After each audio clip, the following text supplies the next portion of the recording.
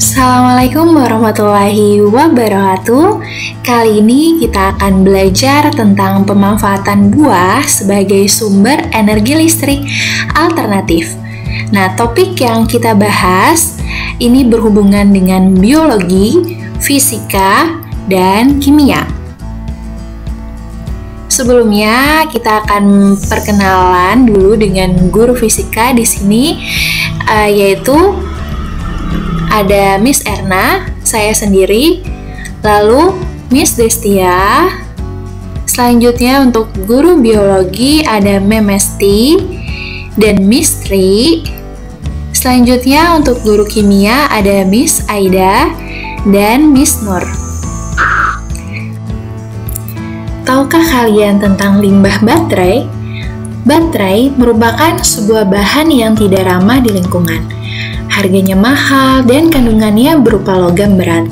Sebagai sumber energi listrik, banyaknya penggunaan baterai pada barang-barang elektronik dapat menyebabkan pencemaran lingkungan. Oleh karena itu, dibutuhkan bahan alam yang dapat menghasilkan listrik dan ramah lingkungan. Kali ini kita akan belajar tentang pembuatan baterai alami yang berasal dari buah-buahan. Bahan alami yang digunakan, yang pertama ada jeruk nipis, yang kedua ada tomat, yang ketiga ada kentang, yang keempat ada timun, dan yang kelima ada apel, terakhir keenam ada lemon. Nah, sebelumnya kalian harus mencari tahu terlebih dahulu pH dari bahan alami yang ada di sini. Selanjutnya, untuk alat dan bahan yang digunakan ada LED, lalu ada kabel penjepit buaya, lalu ada multimeter. Multimeter ini bisa untuk mengukur arus listrik dan juga tegangan listrik. Selanjutnya ada paku, lalu ada cutter dan juga uang kuningan. Untuk cara kerjanya yaitu siapkan 5 buah jeruk nipis, 5 uang logam, 5 paku, 5 kabel penjepit buaya, dan 1 LED. Nah, di sini kalian iris si jeruk nipis dengan menggunakan cutter atau pisau, lalu kalian tancapkan paku di sebelahnya. Ingat, harus ada jarak antara uang logam dengan si pakunya. Setelah semuanya selesai, maka kalian sambungkan dengan si kabelnya. Uang logam atau uang koin kuningan ini sebagai tembaga, yaitu sebagai kutub positif. Selanjutnya paku di sini atau besi dia sebagai kutub negatif. Seperti baterai ya, ada kutub positif dan juga kutub negatif. Makanya di sini kabelnya itu harus disambungkan dengan yang satu kutub positif, yang satunya dengan kutub negatif. Selanjutnya juga seperti itu, kabelnya nanti yang satu disambungkan ke koin, yang satunya lagi ke paku. Selanjutnya sampai 5 buah jeruk nipis itu tersambung oleh kabelnya. Setelah itu di ujungnya kalian sambungkan dengan lampu LED ya. Nah, di sini untuk mengecek si lampu LED-nya menyala terang atau redup.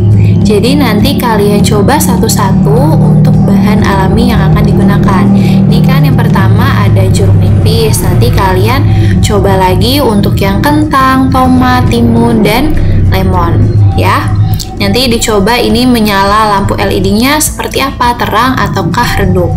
Nah, bagaimana kalau misalnya untuk pengukuran arus listrik? Ini misalnya ada contohnya di kentang ya. Nanti akan terlihat berapa besar kuat arus yang ada pada kentang ini ya. Oke, gunanya kalian mengukur pH dari buah tersebut adalah untuk mengukur tingkat keasaman dari si buah tersebut ya. Untuk pembahasan secara fisika, yang pertama adalah listrik dapat mengalir karena adanya perpindahan elektron bebas dari ion-ion dalam sebuah zat atau larutan. Di sini juga ada hubungan kuat arus dengan keasaman buah. Nanti kalian cari sendiri ya. Semakin asam buah, maka kuat arus listriknya bagaimana? Ataukah semakin kecil atau semakin besar? Lalu selanjutnya mengetahui kuat arus listrik pada buah. Yang keempat, ternyata buah itu dapat dijadikan sebagai baterai alami, walaupun arus listriknya nggak begitu besar ya. Dan selanjutnya, secara kimia, larutan senyawa asam seperti asam sulfat, asam oksalat, dan asam sitrat merupakan jenis larutan elektrolit. Dalam sel volta, larutan elektrolit ini berfungsi menghantarkan dua ion dari anoda ke katoda, sehingga mampu mengalirkan arus listrik. Masih ingat dengan katoda dan anoda? Katoda di sini adalah si tembaganya atau uang koin logam tadi. Lalu si anoda atau kutub negatifnya itu adalah si pakunya. Ya, besi atau paku dan tembaga uang koin kuningan merupakan elektroda, sedangkan jeruk nipis dan kentang merupakan elektrolitnya. Lalu di sini ada hubungan pH keasaman buah dengan arus listrik. Selanjutnya, paku di sini sebagai kutub negatif mengalami oksidasi, sedangkan uang koin kuningan kutub positif mengalami reduksi. Itulah sebabnya dapat menghasilkan arus listrik ya. Ini adalah penjelasan secara kimianya.